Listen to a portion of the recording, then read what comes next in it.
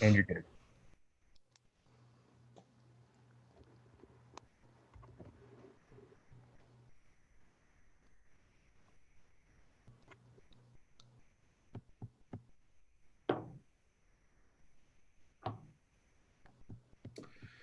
Good evening and welcome to the public presentation for the draft version of the Conway Citywide Historic Preservation Plan. With me tonight are Phil Thomason and Phil Walker with the Walker Collaborative team. They've been our consultants on this project, working with us over the last several months as we progress towards sort of a final version of this plan. We've had a lot of public input process through the plan going over the last several months. And this is sort of one of our I would say, culminating events in the plan process. A little bit of how tonight will work. We'll be going through the presentation. The Phils will be presenting. And then after the presentation, we'll have a brief question and answer session. You can submit a question via the live chat in the YouTube stream. And then additionally, we'll be entering a feedback phase for the plan as we go a 30-day comment period. We will have a comment sheet that you can fill out that is on the Historic Preservation website under Planning and Development at conwayarkansas.gov. And that feedback will come back to us and use that essentially to see if there are revisions to the draft plan that need to be made. But with that, I will turn it over to Phil. Okay, thanks, James. And I guess everybody can see the PowerPoint screen here. Okay, so I'm Phil Walker. I'm with the Walker Collaborative. Phil, you want to introduce yourself, the other Phil? Yeah, I'm Phil Thomason. I'm a preservation planner, Thomason and Associates. We work out of Nashville. And as you can see, we've got quite a few project steering committee members. James, of course, as staff is one of those members, and I don't know if any of the other, hopefully some of the other committee members are part of this meeting as well. So I would have people introduce themselves, but we're not set up to do that. So this has been a 5-step process. And back in September of 2019, we kicked off the project. Phil and I made a trip to Conway and spent a lot of time on the ground and in a lot of meetings, just gathering information. Task 2 was putting together the context. When we say context, we're talking about the historic context, the whole kind of the story, the main interpretive themes for Conway's history. We also put together a public opinion survey, which gauged the opinions of Conway's citizens on a whole host of preservation issues. And then out of that, between the meetings and the survey and other input, we put together a set of a vision statement and a set of goals that support that statement. And I'll go over those a little bit later as part of this presentation. Then in early February of this year, we had a public workshop. We were in town for about 3 days. On the front end, the first evening, we did a public workshop, which is kind of this brainstorming session with a lot of stakeholders to talk about the key preservation issues in Conway. We got really good input, and then Phil and I spent the next couple of days putting together the concept plan, which we then presented on the final evening of that trip to get feedback from stakeholders and so forth. Then task 4 was us really just kind of rolling up our sleeves and putting the draft plan document together. And here we are at the final step, task 5, presenting the plan. And then once we get feedback on tonight's presentation, we'll make additional revisions. So that's the whole project in a nutshell. Some things I want to emphasize, though, that on the public input, and I mentioned before, there was a public opinion survey. So this is just one example of the results of many questions we asked. One of the questions was to find out how many people thought that the historic downtown should be part of a actual historic district, which is a little bit more stringent on the regulations than the current conservation overlay district that it has right now. And as you can see by the results, there was a fair amount of support for that idea. So that was just one of many questions that we asked people as part of the survey. The public workshop I mentioned, that was in February, and kind of a big brainstorming session on ideas related to preservation in Conway. And I mentioned the vision and goals. So here's the vision statement. And I'm going to go ahead and just read this off. I'm assuming everybody can see it, but it says Conway is a vibrant and progressive community that strives to make continuous environmental, social, and economic advances while preserving its historic resources and overall historic character. The community's historic resources, including its downtown and older neighborhoods, provide Conway with a unique identity that distinguishes it from other communities in the region. Historic preservation serves as an important underpinning to Conway's overall quality of life, economy, and social fabric. And I know that's a lot of verbiage there, but it's one of those things that we put together an initial vision and we got a lot of input. And one thing I've got to say, all the goals that I'm going to go over in a second, we started off with our stab at it, but we got a lot of really good input during the workshop on revisions to make. And that's a good thing because, if we were to put the stuff together, present it, and no one had any suggestions, I'd worry, either they're not reading this stuff or they're not really thinking hard about it. So it was a good thing that we got some substantive feedback from the community on this set of goals. So let me kind of jump into those goals. And the reason, let me kind of back up. The reason you do the vision statement, you do the goals, is so that everybody can kind of be on the same page about the big picture ideas, what you want to achieve. And then the balance of the plan goes into detail on how you achieve the vision and the goals. So anyway, the first, I think there were like 5 different goals. The first one, historic resources survey and resource priorities. Goal A1, maintain a historic resources survey that is current, that is comprehensive and cost effective. And for example, on cost effective, that means being able to do things like secure grants, which you've just recently done to do more survey work. Goal A2, maintain a historic resources survey that is accurate, useful, and readily accessible to a wide spectrum of potential users. So in other words, make it something that you can access by the internet or other means so people can actually use the information. Goal A3, prioritize Conway's historic resources so that the most important resources can be preserved. So that's all about prioritizing. Goal B, preservation regulations. B1, achieve preservation regulations that are comprehensive, logically organized, and not repetitive. And in fact, this is one of those goals that really came out of our analysis of your existing preservation ordinance, which is a really good ordinance, but there are parts of it that are kind of unusual where they're located. It may not be intuitive. And we did find some repetitive language as well. So that's, by reviewing that ordinance, it kind of helped us figure out that one particular goal. Goal B2, provide greater protections to downtown's historic buildings and those in Conway's most significant neighborhoods to avoid future demolitions. And then goal B3, enforce and apply preservation regulations in a manner that is efficient, effective, and fair. Goal C, preservation incentives. Goal C1, capitalize on existing state and federal incentives for historic preservation and promote their availability to all applicable entities and individuals. By the way, when we did the survey, we discovered that of all the people who took the survey, and a lot of people who took the survey are fairly involved with preservation in Conway, 71% of those surveyed were unaware of the state and federal tax credits for historic rehabilitation. So, clearly there's a need to kind of publicize those a little bit more. Goal C2, revise and enhance Conway's existing incentives for historic preservation and develop new incentives. D, preservation within all city policies and decisions. Goal D1, adjust city policies and programs that are in conflict with the city's historic preservation goals and look for opportunities to benefit preservation. And I've got to add that, any city, including Conway, has a whole lot of public policies. There are a lot of ordinances, a lot of regulations. So we had to kind of pour over all those to identify regulations that, whether they were intentionally or kind of inadvertently, impact preservation in Conway.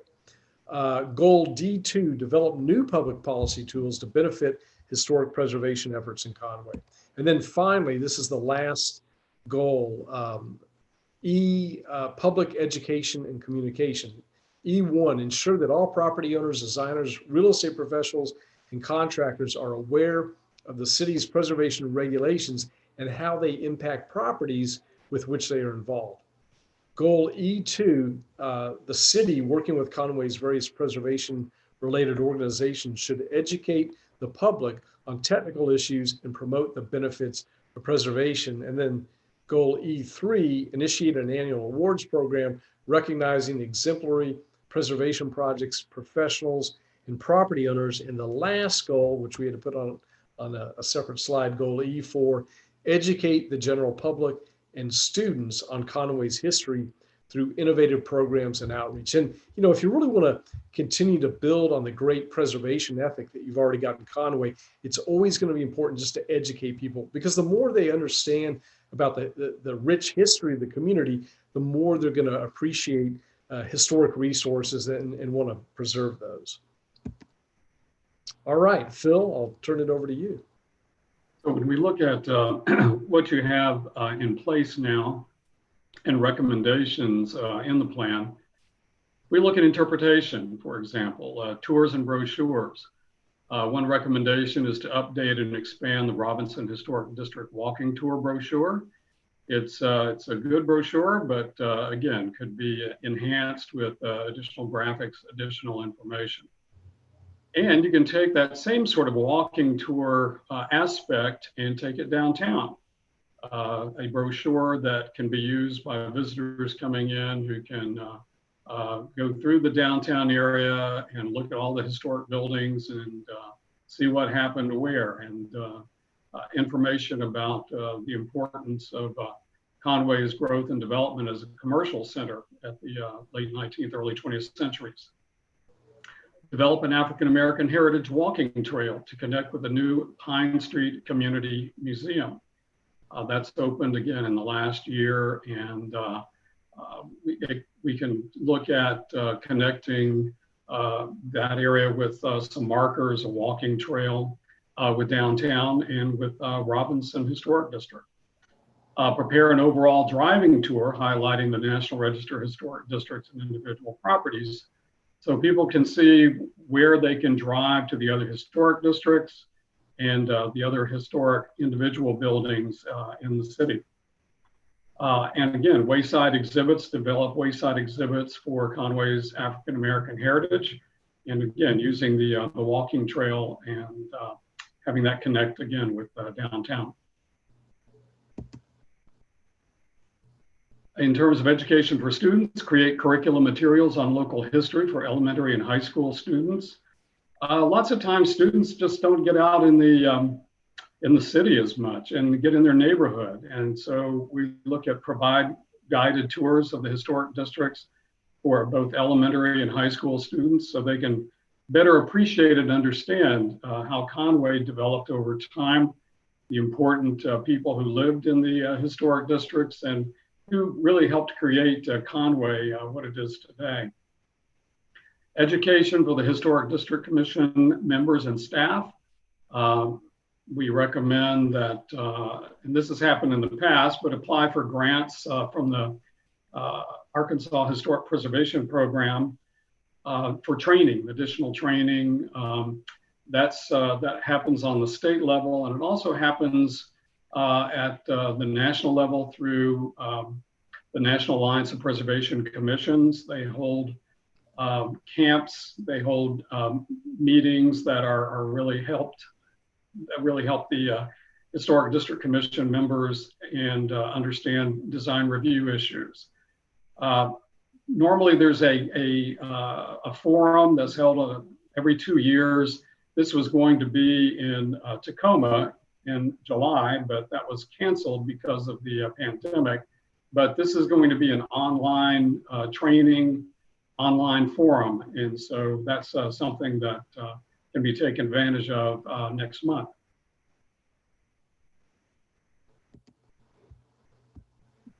In terms of ongoing education and public outreach, identification and recognition, recommending additional improved signage for the historic districts, consider development of a plaque or marker program for residences. A lot of communities that I work in, there are some markers either freestanding in front yards or applied to the face of buildings that have a date and maybe a historic name on them. And that would be very helpful for folks who have the historic brochures in the historic districts. And an awards program, expand the downtown awards that the Conway Downtown Partnership has, and extend those out into the neighborhoods to recognize good residential rehabilitation and new construction. Outreach, explore the viability of a nonprofit preservation advocacy group. Promote Preserve Arkansas workshops and other events. Preserve Arkansas is the statewide nonprofit that works for historic preservation in the state. Sponsor an annual Old House Fair to promote rehabilitation workshops and products. So that's another thing that we're looking at that have been successful in other communities. We also recommend that title companies be required to inform sellers and buyers in terms of any transactions in historic or overlay districts that can help to alleviate any concerns people might have, and just to inform property owners that there may be some regulations that they would need to follow in these districts. Create a flyer and brochure on the available tax credits and other incentives for downtown and residential district property owners. Again, there are both state and federal tax credits for the rehabilitation of historic buildings. And realtors need to know about that too. So I think the HDC has done a good job over the years in allowing realtors to understand the benefits of buying and selling in the historic districts, but that should continue in the future. In terms of the historic resource inventory needs, complete an intensive survey of all of Conway to identify additional historic resources, and that would be focusing on the 1961 city boundaries and eliminate areas that are already adequately surveyed. Complete a reconnaissance level survey of suburban areas developed between 1945 and 1970 to identify mid-century modern resources, and these could be individual properties that are notable examples of the mid-century modern style, or maybe even some suburbs that were developed in that time period that may have some particular significance. And then what you do with your survey data, upload it and put it into the city's GIS system for citizen access. And these kind of surveys should be updated about every 10 to 20 years just to keep track of how things are going out there. National Register properties, we looked at all of those, and in terms of the historic districts and individual properties, and recommended the evaluation of the expansion of the Robinson Historic District, and a survey grant was received by the city, and that survey is now underway. Update National Register Historic District nominations that are 10 years old or older. Those include the Robinson Historic District downtown and the Hendricks addition. That way you can see if there's other buildings that maybe were non-contributing a number of years ago, but now because of the passage of time or the way they've been rehabilitated, they would now be seen as contributing. And then finally, prepare a multiple property documentation form following an intensive survey for National Register eligible properties. A multiple property documentation form looks at all of the different contexts within a community and identifies those buildings or structures or historic districts that may be eligible for the National Register. And it's just a very economical approach to get as many properties listed as historic as you can. Okay, so I'm going to talk next about local district measures, and there's sort of a qualifier to all of this, and I'm not sure if the city has gained any additional insight since when we put the draft plan together a few months ago, but there was a State Act 44-6 residential design regulations. So This came out in 2019, and it raises some questions regarding the current residential standards that are in Conway, and I guess for that matter, other communities as well that have similar regulations. The big three questions that we're waiting to get resolved is, number one, does the state law apply to regulations adopted by a municipality prior to the adoption of the state law? And if so, does it only apply to revisions to those pre-existing regulations after the adoption of the state law? And if so, is a referendum of affected property owners required to make any revisions to those pre-existing regs? So those are kind of the questions out there. We recommended that the city request a state attorney general opinion, just so we can clarify all that. But I start off with that as kind of the qualifier in case it impacts any of these recommendations we're about to make. So, there's a whole host of different types of districts and sets of regulations in Conway. Let me start off though with the historic districts ordinance. And we went through it. First of all, you've got a really good preservation ordinance. So it's well written. We just got a few minor tweaks we suggested. For example, section 6, the purpose of the ordinance, where right now it's located, it's kind of unusual that it's not at the very beginning of the ordinance. So we're just simply recommending that it be relocated to the beginning. And also it should clarify that historic district design standards supersede the underlying zoning in the case of all design issues. So in other words, building, your base zoning when it comes to permitted building heights and setbacks, all those sorts of major design issues should defer to the historic district standards, which does not impact, land use, density, that sort of thing. So that's the way it's set up now. It just needs to kind of clarify that in the ordinance, in our opinion.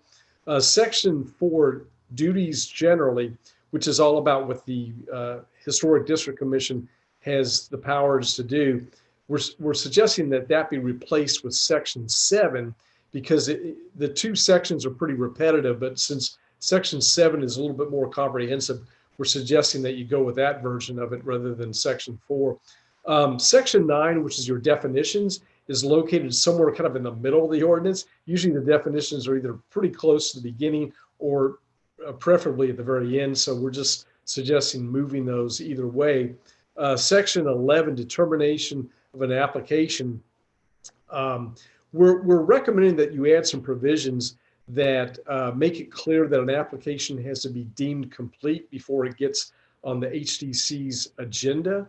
That's actually done in practice now, so that's a good thing. We're just saying you might formalize a little bit more by actually stating that clearly in the ordinance. By the way, this little note we've got up in the upper right part of the slide, a few people when we first started working on the project were concerned that you might need demolition by neglect provisions in your ordinance. What those do, a lot of preservation ordinances have this kind of provision, and it basically says that a property owner can't just allow a building to simply fall apart, where you're in effect demolishing it just by neglect. And while there's not a provision that actually has that title, like a lot of preservation ordinances do, there is a section called maintenance and repair. And in our opinion, that really achieves the same thing. So I just wanted to mention that wasn't an issue that we overlooked, but we think that's pretty well addressed by that section of your current ordinance. When it comes to new and expanded districts with local districts, the first thing we want to say is that when you expand existing districts geographically or create new ones, you need to make it contingent upon property owner support, a substantial amount. This isn't something you want to kind of railroad down people's throats if there's not a consensus of property owners. So that's kind of lesson number one. However, it's also important that you conduct a public education campaign so that people kind of understand what are the pros, what are the cons of designation. I think most people will come to the realization that the pros outweigh the cons, but that's important before you expand an existing district or create new ones, is to really educate people on all the issues. Also, we're saying specifically pursue local historic district designation. And we say local, that is designation that actually has some regulations that come with it. You should pursue local designation for the Conway Commercial District, which is essentially the downtown, and the Hendricks Addition National Register District, which is north of downtown. Also explore expanding the Robinson District.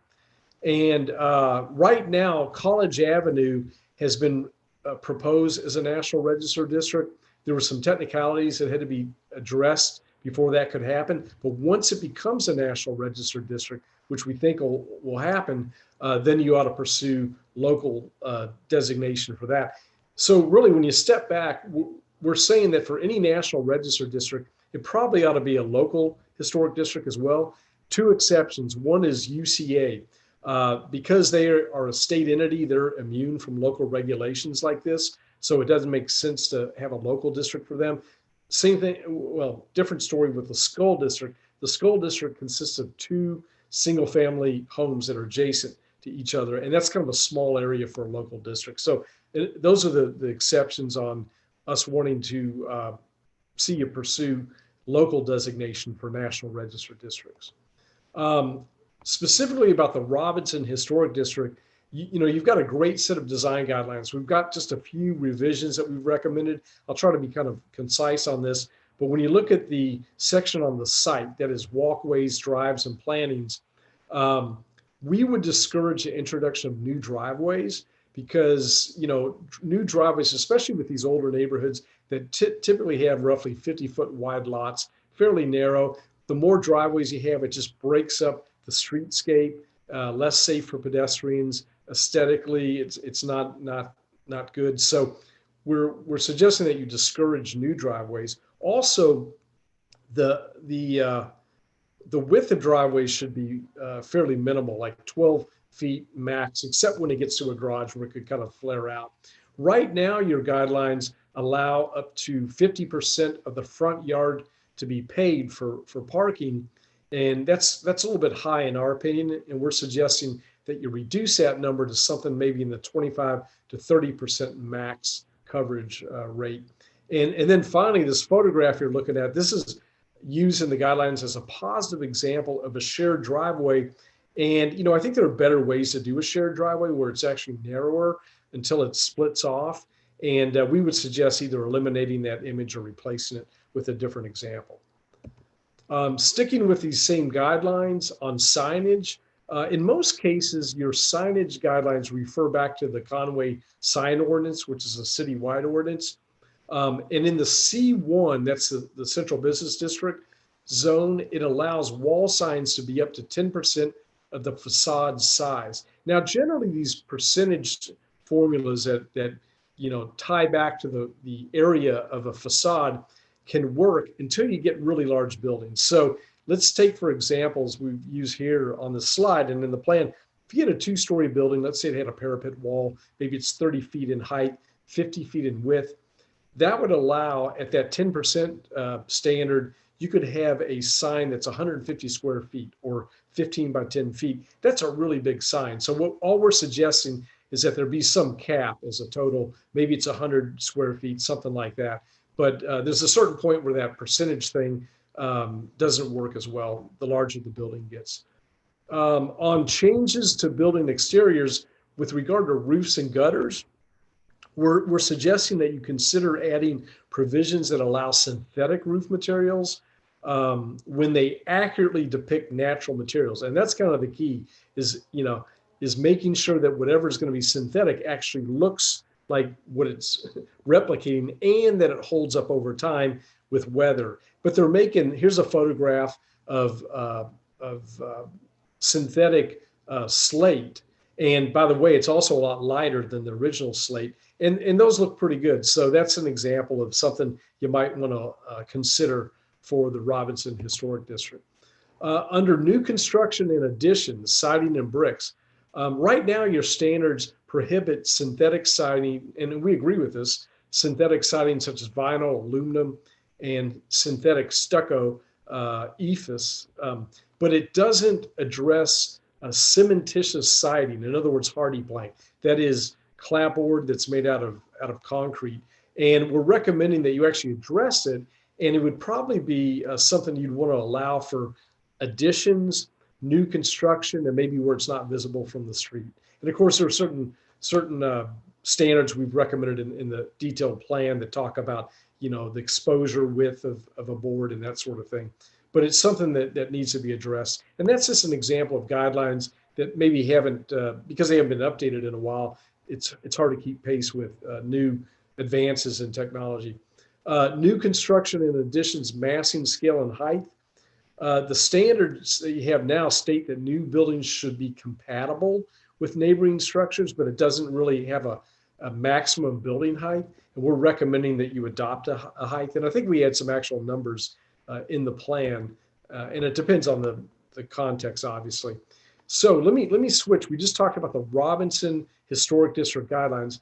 The much broader area that you have is the old Conway Design Overlay District, which takes in all the other, most of the other older parts of your original community, say pre-1960, downtown, the older neighborhoods.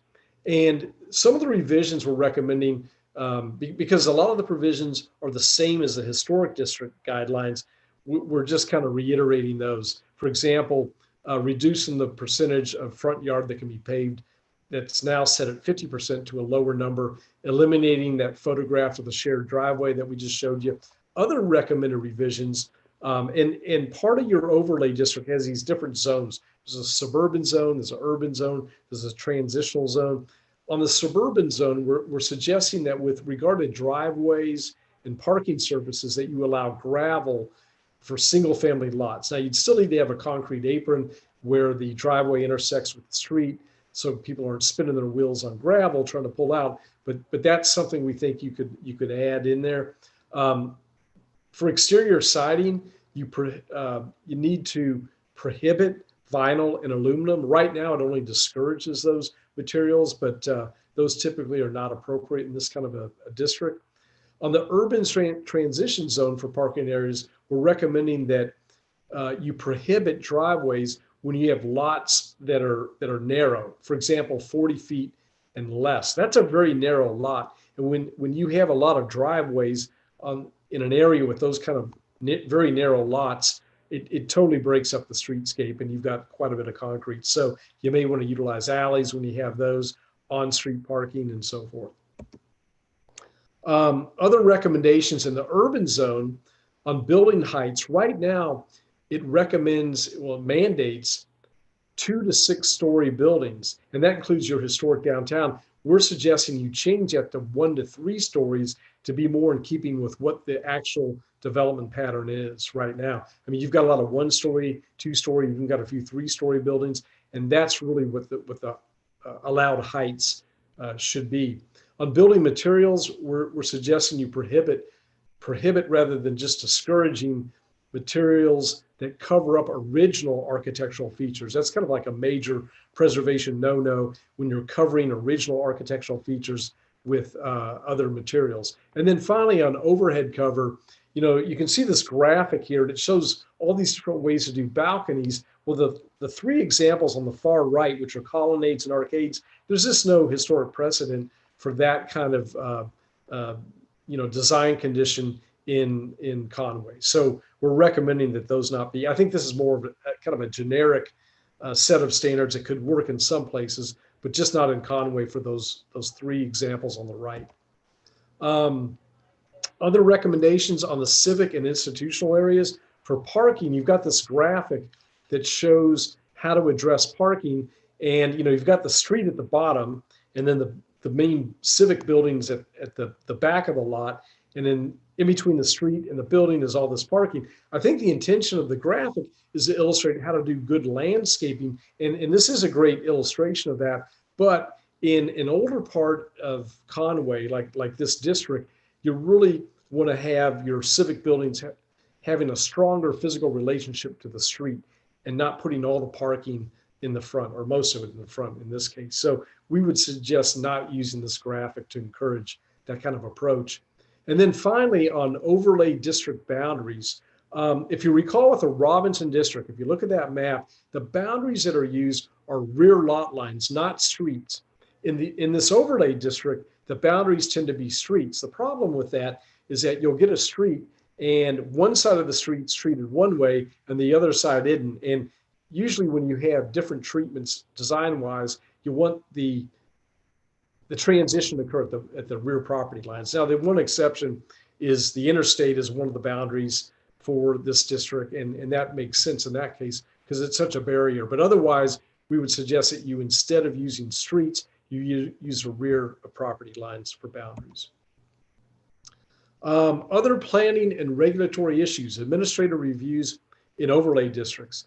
You obviously have to keep within the state laws, but we're suggesting that you try to utilize administrative reviews a little more frequently. And when I say administrative reviews, that means approvals by staff instead of having to go before the full HDC. Now, I've got to say right now, the staff is working really hard to do as much of that as they can. We think there may be a little bit of room to do even more administrative approvals, but it has to be minor work, like replacing like materials with the same or signs. And it also has to be issues that are very clear cut. In other words, you don't want to have a single person make a judgment call. That's where you have a board come into play, like the HDC. So, there are just a few things where you might be able to have a little bit more in the way of administrative reviews, so people don't have to wait a month for the next HDC meeting. And if the applicant doesn't agree with the staff decision, then they can kick it up to the full HDC. On COA, certificate of appropriateness applications, we need to clarify in the ordinance that applications should be deemed complete. I mentioned that earlier, even though that is the practice currently, and also ensure that the quality of plans are sufficient to make informed decisions. Sometimes you'll get plans that just aren't real clear. It might be confusing. So that's going to be important to do that. Tree preservation, you've got good regulations on preserving trees. I think the problem is that a lot of times when you really pay attention to those regulations is when someone comes in with an application, maybe they're going to do an addition or a demolition or new infill development, and they look at the overall site plan, and that's when the tree preservation standards really kick in. The reality is that they should be implemented all the time. It's harder to track when someone just goes out and removes a tree, but it's just something to think about and keep on their radar screen when it comes to trees. And by the way, a lot of people voiced their opinion through this whole process on how important they think trees are to the character of these older neighborhoods. And then on final inspections, right now, when someone is issued a COA, city staff does go out and check to make sure that things are done per the approval. But I think there are places where it can all slip through the cracks, like towards the end of the process in getting the certificate of occupancy. So just making sure that gets tightened up a little bit more. With regard to the comprehensive plan, your citywide comprehensive plan is the overall plan with land use and transportation and so forth. Your last plan was updated in 2018. It really relies primarily on this map that you look at here, and it doesn't really address historic preservation. We're simply saying that the next time you do a new comprehensive plan, that you make sure to address preservation. And in fact, you might even want to defer to this plan if it's not too far out in the future, or at least try to be consistent with the recommendations of this plan when it comes to historic preservation. With regard to building codes, you need to adopt the International Existing Building Code, which was established by the International Code Council. Right now, you don't have provisions specifically for existing buildings, and it'll make things go a little easier with future rehabilitation projects. Winding down now, incentives for preservation. And I touched on this a little bit earlier. You've got some really good incentives already in place that simply need to be promoted more. I mentioned that public opinion survey that discovered that only 71% of those surveyed were unaware of the state and federal investment tax credits for historic rehab. The other thing is the impact fee that applies to development in Conway. The downtown area is exempt from the impact fees. So that's a big incentive really that needs to be promoted more to get people to invest in the downtown area. As far as incentives to improve, right now the CDP, Conway Downtown Partnership, has an existing facade improvement program. And, our goal would be that the grant amounts could be larger and that the match from property owners could be lower. Now, this is easier said than done. I'm sure the CDP would love to see that happen too. This gets into money, but at least it's a goal to hold out there to see if that can happen, because we think there'd be more projects if it were a little more appealing as far as the amount that you could get and a lower match. With regard to new incentives, we're recommending that a revolving fund for building rehabilitation be established. And the way a revolving fund works is that you start off with some seed money, you acquire a property, a historic property that needs to be rehabbed, it gets rehabbed, then it's sold, then the money from the sale goes towards purchasing the next property that needs rehab, and it kind of goes on and on and on. Usually these are nonprofit preservation groups that do this. We had recommended elsewhere that a nonprofit advocacy organization be, explore that idea for Conway. It may not be viable. If it's not viable, you might look toward Preserve Arkansas, your statewide nonprofit, to get into the revolving fund business, because I'm sure in addition to Conway, there are a lot of other communities in Arkansas that would like to see that kind of program in place that they could utilize as well. And finally, we're wrapping it up here, plan implementation. So we've got a whole section of the plan on implementation, and we talk about in more detail than you're seeing here on the slide, what parties are responsible for implementation of this plan. Now, obviously, there's the Historic District Commission, providing the leadership and promoting this plan with the City Council, since the council obviously makes a lot of important decisions, including spending.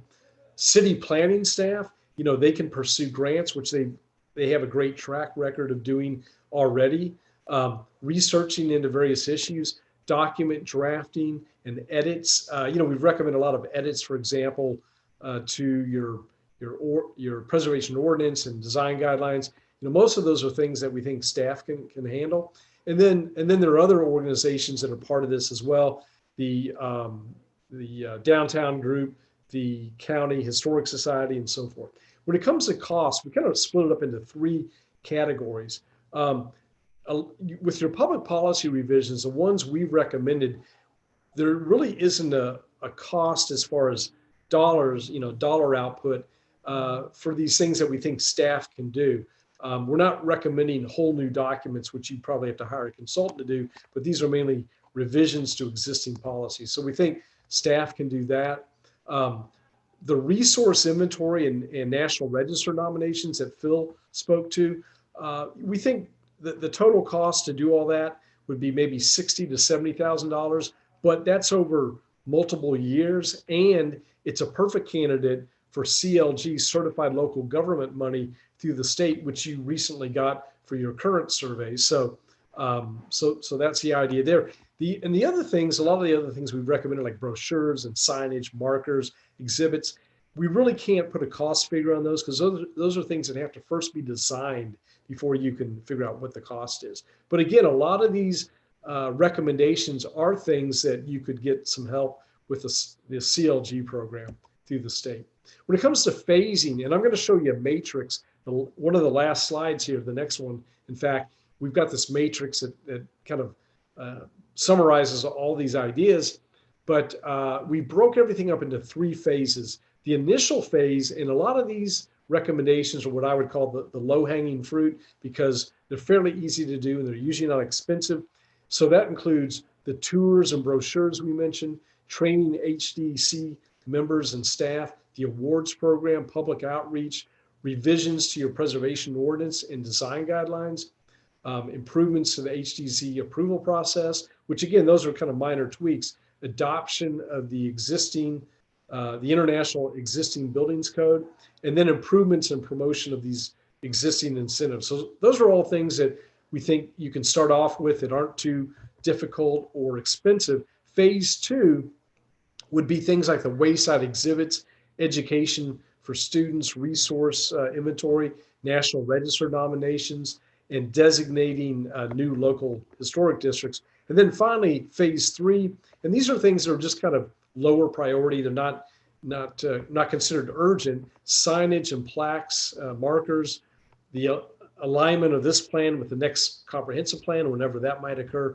and then a revolving fund being established. So that's kind of how we broke up the three phases. And I know you cannot read this probably, but this is just an example. Some of the last couple of pages in the plan is this matrix. And to the extent that you might be able to make out a little bit of what's going on here, what we've done, we've got these different categories. Like category A is ongoing education and public outreach and so forth. So we've got these different categories of recommendations.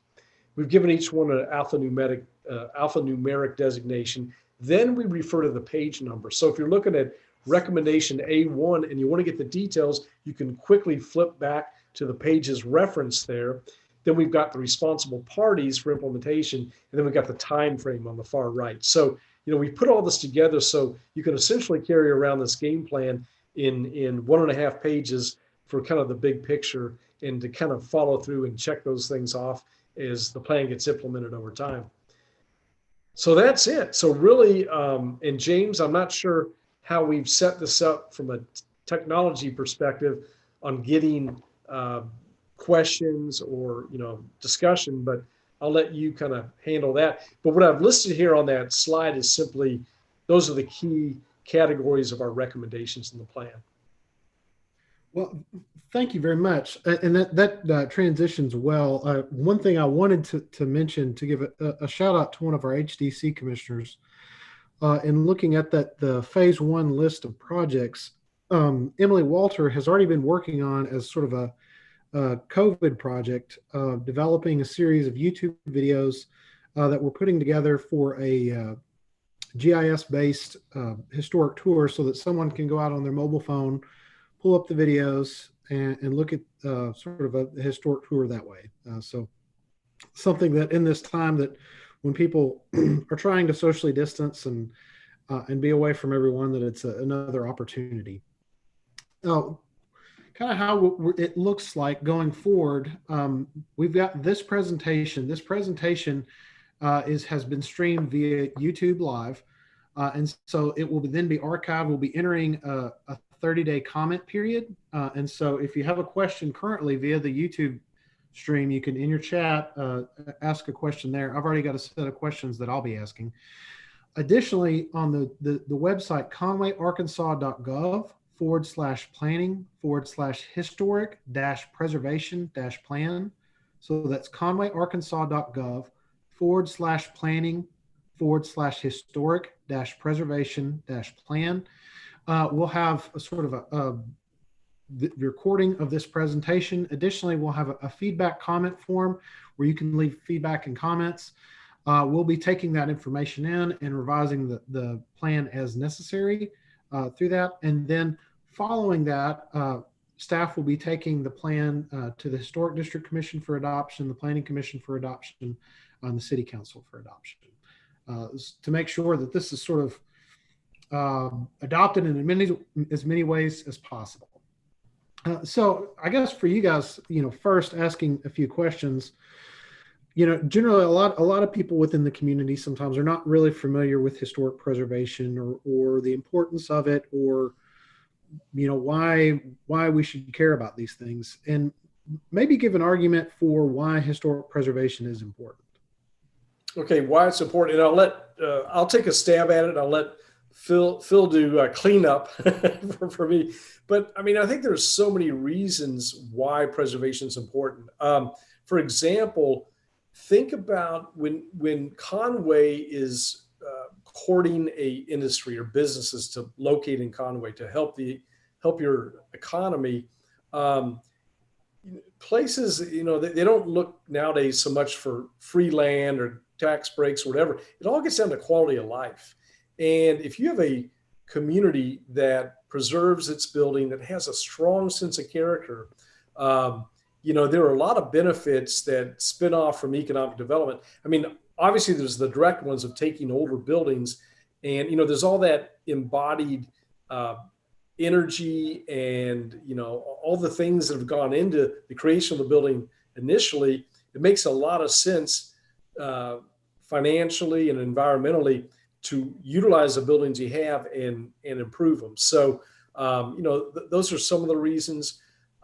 Also, when you look at, say, a historic downtown, for example, the space is a lot of new business development these days. It's small businesses. They don't always need a lot of huge office spaces. So downtowns really lend themselves to being sort of small business incubators just by the nature of the variety of spaces that are available, the cost, different cost points make it good that way. Obviously, more people living downtown. So those are just some of the reasons. Phil, you want to add to that? Well, on top of that, I mean, this is also just where a lot of people want to live, and in particular, the baby boomers, my generation, and those who are, between the ages, 20, 30, 35. We're seeing a lot of movement with those age groups into downtowns just because they want to be in a walkable place. They want to be close to entertainment. They want to be close to restaurants and all that sort of thing. So we've had this real resurgence in not just downtown, but also the inner city neighborhoods. And so there's just a lot of attractiveness to preserving and maintaining those areas just from a city marketing standpoint. Next question. Those excellent, excellent answers. By the way, I realize we've just spent the sort of the last hour talking about the preservation plan, and sorry, my dogs are fighting in the background. Sort of why the plan is important and going through all of the recommendations. Maybe in a quick encapsulated way, explain the importance of the plan, not just the activities that are a part of it, but why the plan itself is important in this process. Yeah. I mean, everything really starts with the plan, because the plan, you might think of an issue like we're saying, adopt the existing building codes, the building codes for existing buildings. That's sort of the end result of a plan, but it all starts with the plan. The plan looks at what are your existing conditions as they relate to preservation. That's your vehicle. The planning process is your vehicle to get public input, because at the end of the day, people have to, not only do they help us out by giving us ideas because they know Conway so well, but you've got to have consensus for regulations that might come out of, or incentives, financial incentives that come out of all this. It's got to be based on a consensus of people. So the plan is a vehicle to get public engagement. And then, the real detail comes into implementing the plan. And I think we've done a pretty good job of going into detail and talking about how you implement these ideas. But it all starts with kind of the big picture.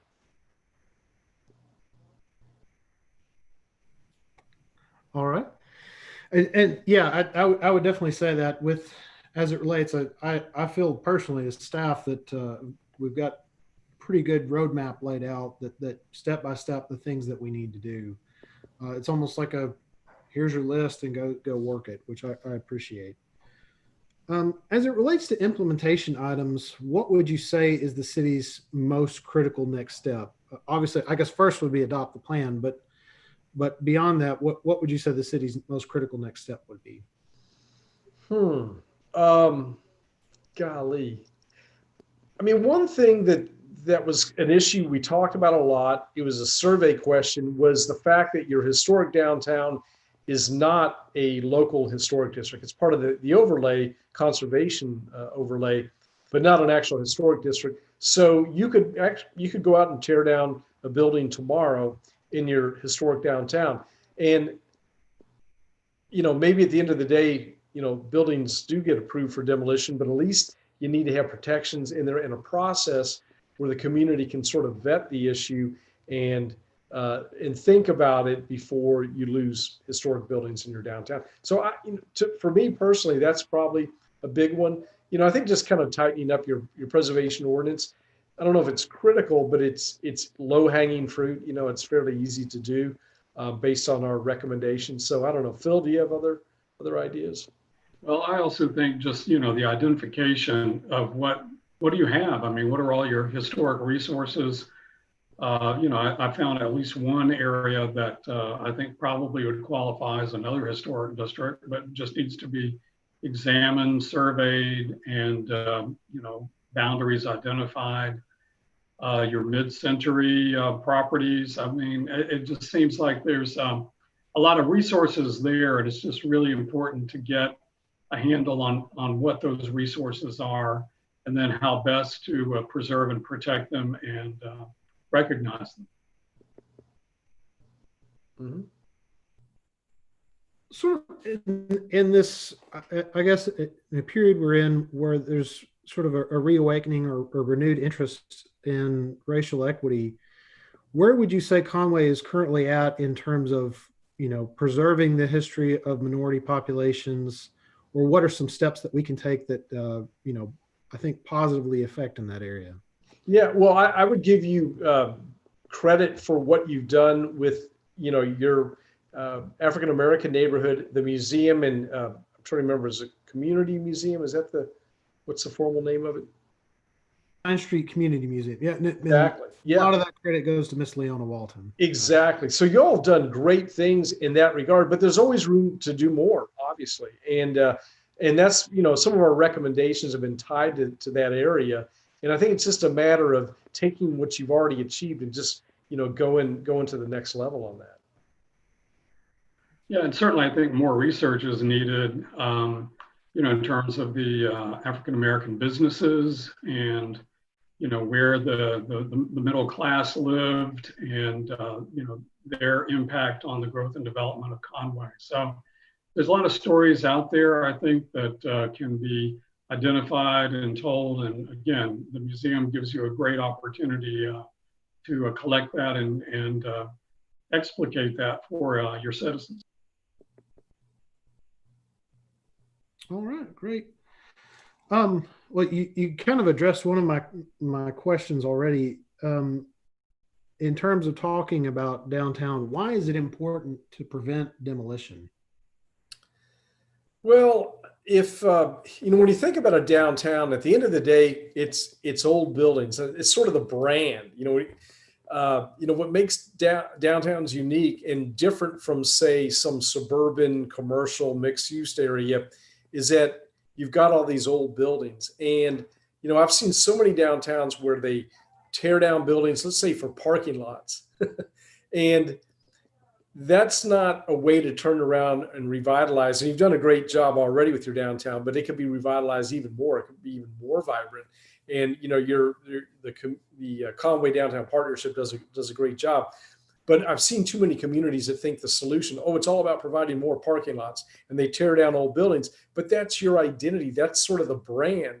And not only is it that character, think about almost any community you go to the entertainment district. Where is it? It's usually downtown or a historic neighborhood, commercial center, because there's a character there that can't be replicated today. And people are just naturally drawn to that. So it's important to save as many of your older buildings as you can.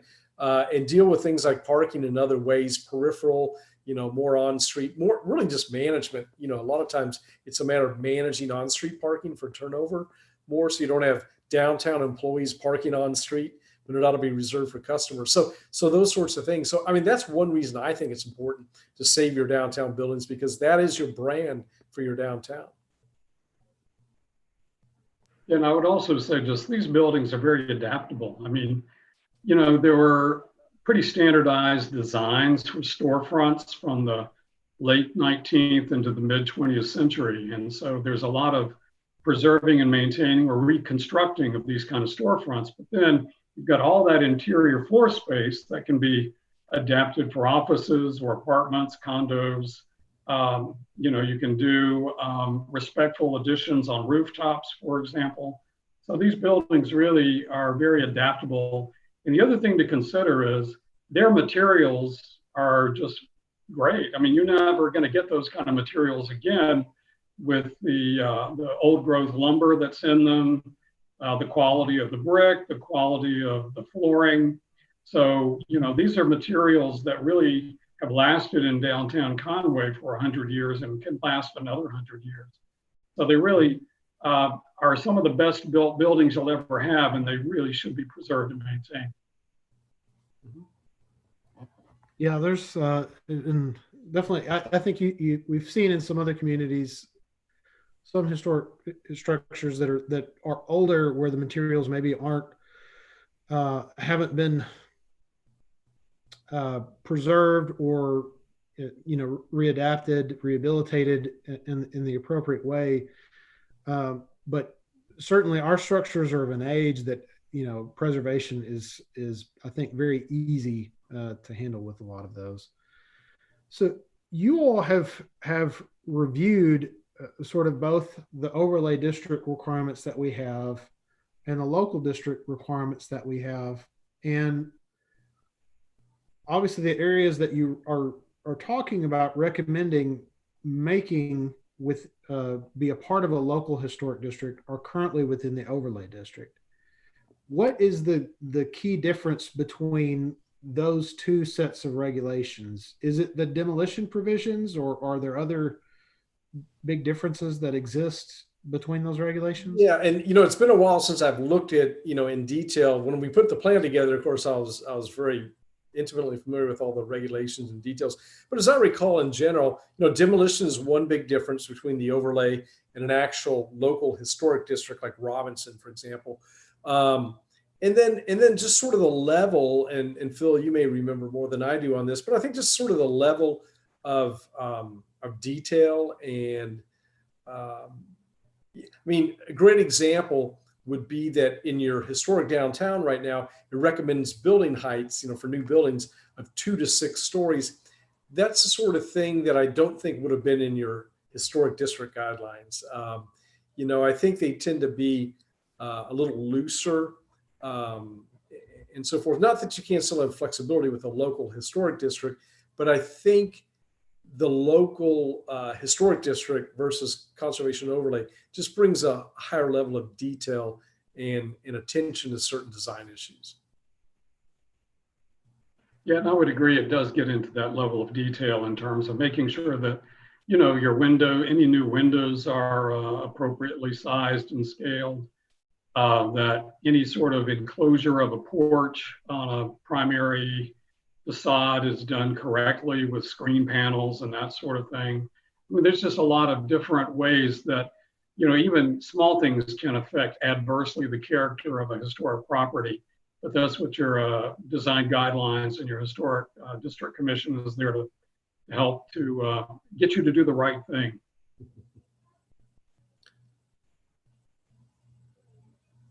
All right, good deal. Well, I guess one of the last questions. What would you say, if you can remember? This is obviously it's been a while. One of the probably the most striking pieces of public input or interesting pieces of public input that you got through the process, or anything that stood out?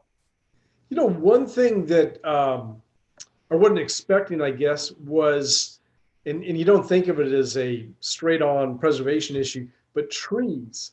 We heard a lot of people talk about the importance of these large mature trees, in their older neighborhoods like Robinson District, in all the neighborhoods really, and how important that was to people. And you do have tree preservation provisions, but I guess it just kind of reinforces the notion that people really care about trees and how that adds character and value to their properties. Yeah, and I would just say also just the, what a great history you have in education in terms of higher education. What the campuses and the students bring to your city. That's a real important part of Conway's heritage. And I think there's, some real ways that you could capture more of the student interest and the student population to come downtown, to interact, in your historic districts. But, that's a great heritage that Conway has. All right, good deal. Well, any final concluding thoughts, remarks, snide remarks? I don't know. You got to implement it now. We've, as I like to remind people, anybody can put together a plan. I mean, I think it's a good plan. It's specific. It gives you a lot of direction, but the real work comes with implementation. And hopefully that matrix will be valuable. You just, you just bite it off one piece at a time and move forward. And, also it's important to keep in mind that a plan, it should be fluid, not that you want to deviate from the overall principles and ideas of the plan, but sometimes there are new circumstances that you might not have had before, and you have to adapt your plan to changing circumstances. So hopefully this plan will serve you well for the next few decades, but eventually you'll need to update it. And I would also say that I work in a lot of states, and Arkansas really has a very, very good historic preservation program. And so I would just utilize, the resources that office has. They've got really good outreach. They've got, they do a really good job with their grants. And I would just take advantage of all the resources that they have at the preservation office. Yep, I agree. All right. Well, I really appreciate your time, guys, and I appreciate you sharing the presentation. Again, to everyone watching, we encourage you to go to the feedback form, take a look at the plan, take a look at the presentation, let us know, are we on track? Are we off track? Are there any things that we need to change? That feedback form can be reached after the presentation at conwayarkansas.gov/planning/historic-preservation-plan. So again, thank you and have a good evening. Okay, thank you.